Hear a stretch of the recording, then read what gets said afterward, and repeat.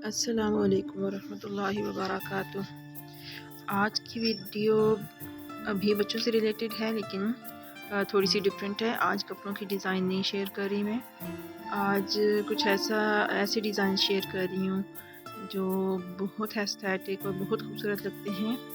बच्चों के लिए घर में कोई ऐसा कोना, उनके कमरे में कोई ऐसी स्पेस होनी चाहिए जहाँ पे वो रिलैक्स फील कर सकें।